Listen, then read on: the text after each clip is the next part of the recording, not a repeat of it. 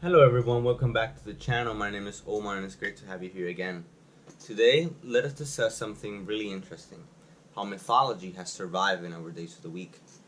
Let us understand that when we talk about mythology, we're talking about a specific or a particular culture and how that culture relates to the absolute, to the divine. It is how we view spirituality in ancient times. But before we get into how the names of the week got its names, we need to understand who the Norse people were. These were basically the Vikings. They live in Northern Europe and Scandinavia, which are the modern countries of Norway, Sweden, Finland, and Denmark. As well as parts of Germany also venerated some of these gods. Not every one of them, but at least the most important ones like Tyr and Thor as well. As you may have noticed, every day of the week ends with the word day. It is the day of something, right? So let us begin with Sunday. Sunday is the day of the sun. But why the sun? Let us understand that the sun is a universal deity, and our spirituality, our origins of our spirituality, I should say, comes from two aspects. One, the consumption of hallucinogenic plants, and second, the adoration of celestial objects. However, the adoration of the sun goes far more deeper. It is the origin of every religion, and what religions of today celebrate on December 25th is actually the birth of the sun god. I quote Albert Pike on his book Morals and Dogma.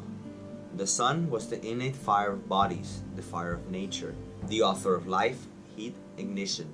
He was the efficient cause of all generation, for without him there was no movement, no existence, and no form. Monday, can you guess what it is? Monday is the day of the moon. In the ancient scripture of the Poetic Edda, a collection of poems about Norse mythology, the moon god Mani is the brother of the sun. Before the earth existed, one of the Norse called Mundi had two sons, Sol, which is the sun, and Mani, the moon. The children were so perfect and so good that the other gods envied them and placed them in the heavens, or in modern day, space. But in the Greeks and Roman mythologies, they call her Selene, the moon goddess, a feminine figure.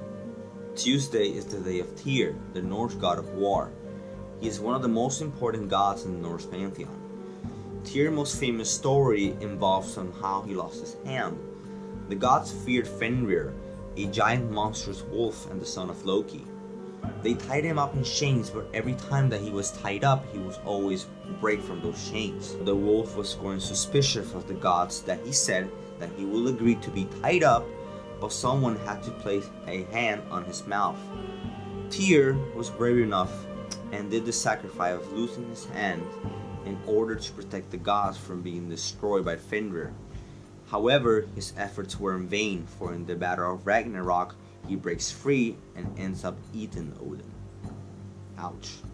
Wednesday is named after Odin. Odin was the leader of the Aesir tribe of deities. Odin only speaks in verse, for he stole the meat of poetry and is one of the two gods that practices shamanism. Therefore, he is always seeking and giving wisdom.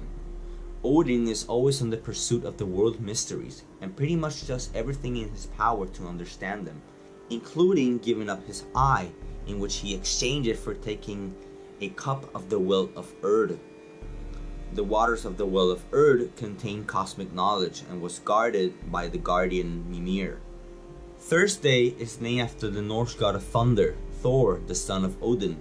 In the times of the Viking, Thor had red hair and beard, which represented the short temper of his character. His mighty hammer, Mjolnir, was forged by the dwarven brothers Brokkr and Atri. The Norse people believed that every time there was lightning in the sky, Thor was slaying giants, which was his favorite hobby. Friday is named after the goddess of love, beauty, and Odin's wife, Freyja. Freyja, just like Odin, she was also a shaman and an excellent sorceress. After the aftermath of the Aesir and Vanir War, both tribes had to send tributes to one another. She was the tribute of the Vanir, so she was forced to live in the Aesir, in where she eventually became Odin's wife. For our final day, we have Saturday, named after the god of time and harvest, Saturn. Saturn is not a Norse god, but instead is a Roman god. which is the equivalent of the Greek titan Cronus. Saturn was the father of Jupiter, Neptune, and Pluto in Roman mythology. His symbol is a scythe. A fun fact, the story of the Grim Reaper is based on Saturn, for he is evil in both mythologies. Alright, so that will be all for today. I hope that you liked the video. I will see you in a few days to discuss the history of Halloween and a special that we'll be doing for this type of holiday. So I will see you very soon, and remember, have a good one.